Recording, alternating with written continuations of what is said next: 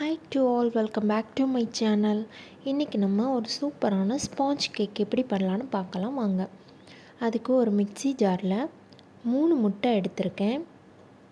கூடவே 1/2 cup oil. எல்லாமே ஒரே கப்பில் அளந்துக்கோங்க, அப்போ தான் உங்களுக்கு அந்த அளவுகள் சரியாக வரும். இப்போது 1 கப் பவுடர் பண்ண சுகர் எடுத்திருக்கேன். இதை ஜஸ்ட் ஒரு 1 மினிட் லைட்டாக பிளெண்ட் பண்ணிட்டு வந்துடலாம். பாருங்கள், இந்த மாதிரி இருக்கணும். இப்போது 1/2 கப் கர்ட் எடுத்திருக்கேன். அதே கப்பில் 1/2 கப் கர்ட் எடுத்திருக்கேன்.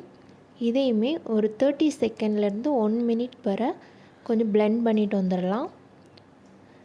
இப்போ இதை ஒரு மிக்சிங் பவுலில் மாற்றிடலாம். இப்போ நம்ம மிக்சிங் பவுலில் மாற்றிட்டோம். இதில் இப்போ நமக்கு ட்ரை இன்க்ரீடியன்ட்ஸ் எல்லாமே சேர்த்துடலாம்.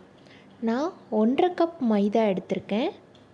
1/2 கப் மைதா, 1 teaspoon baking powder, 1/2 teaspoon baking soda, இந்த 3ஐயுமே போட்டு நல்லா மிக்ஸ் பண்ணி விட்டுக்கலாம். பாருங்கள், இந்த மாதிரி மெதுவாக மிக்ஸ் பண்ணி விட்டுட்டே இருங்க. பாருங்கள், இந்த கன்சிஸ்டன்சி வரணும். இது வரைக்கும் நல்லா மிக்ஸ் பண்ணி விட்டுக்கலாம். இப்போது இதில் நான் 1/2 டீஸ்பூன் வெண்ணிலா எசன்ஸ் சேர்த்துருக்கேன். உங்கள்கிட்ட பைனாப்பிள் எசன்ஸ் இருந்தால் நீங்கள் பைனாப்பிள் கூட சேர்த்துக்கலாம். எந்த எசன்ஸ் வேணாலும் சேர்த்துக்கலாம். சேர்த்து ஒரே டைரெக்ஷனில் இந்த மாதிரி பிளெண்ட் பண்ணிக்கோங்க. இப்போது ஒரு பேக்கிங் பேன் எடுத்துக்கலாம். இதில் நீங்கள் பட்டர் ஷீட் போடணுன்னா போட்டுக்கலாம். நான் இன்றைக்கி பட்டர் ஷீட் போடாமல் செஞ்சுருக்கேன். அதில் லைட்டாக ஆயில் அப்ளை பண்ணிவிட்டு ஃபுல்லாகவே பேன் ஃபுல்லாகவே அப்ளை பண்ணிவிட்டு இந்த மிக்சரை அதில் அப்படியே சேர்த்துக்கலாம். பாருங்கள், இந்த டெக்ஸ்சரில் இருக்கணும். பேன் ஃபுல்லாகவே மாவு சேர்த்துடக்கூடாது, ஹாஃப் பேன் வரை தான் இருக்கணும். அப்போ தான் கேக் உப்பி வரும்போது கரெக்டாக இருக்கும். இப்போ நம்ம ஒரு கடாய் எடுத்துக்கலாம். அதில் இந்த மாதிரி ஒரு ஸ்டாண்ட் வச்சுக்கிட்டு 10 மினிட்ஸ் இந்த கடாயை ப்ரீ ஹீட் பண்ணிக்கலாம். அடுப்பை சிம்மில் வச்சு ப்ரீ ஹீட் பண்ணிக்கலாம். இப்போ 10 மினிட்ஸ் ஆயிடுச்சு. நம்ம செஞ்சு வச்சுருக்க கேக் பேட்டரை உள்ளே வச்சு ஒரு 30 to 35 மினிட்ஸ் சிம்மில் வச்சு வேக வச்சுக்கலாம். இப்போ மூடிடலாம்.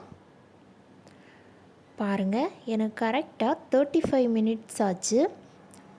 கேக்கு ரொம்ப உப்பி வந்திருக்கு. இது நீங்கள் கரெக்டாக வெந்திருக்கா இல்லையான்னு இந்த மாதிரி ஒரு குச்சி வச்சு பார்த்தீங்கன்னா எதுவுமே ஒட்டாமல் நல்லா க்ளீனாக வரும். பாருங்கள், இப்போ ரெடி ஆகிடுச்சு. இதை ஒரு 10 மினிட்ஸ் ஆற வச்சிடலாம். இப்போ நல்லா ஆறிடுச்சு. பாருங்கள் எவ்வளோ சாஃப்டாக இருக்குன்னு.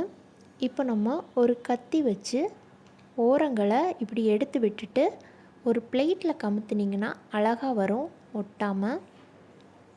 பாருங்கள், இந்த மாதிரி கவுத்துருங்க. பாருங்கள், கேக் அழகாக வந்திருக்கு, எதுவுமே ஒட்டலை.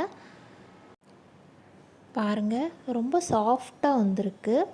இதை நான் இப்போ உங்களுக்கு கட் பண்ணி காமிக்கிறேன். பாருங்கள் எவ்வளோ ஸ்பாஞ்சியாக இருக்குன்னு. இது நீங்கள் மேலே க்ரீம் ஏதாவது அப்ளை பண்ணுறதா இருந்தாலும் அப்ளை பண்ணிக்கலாம். நாங்கள் சும்மா நார்மலாகவே சாப்பிட்றோம்.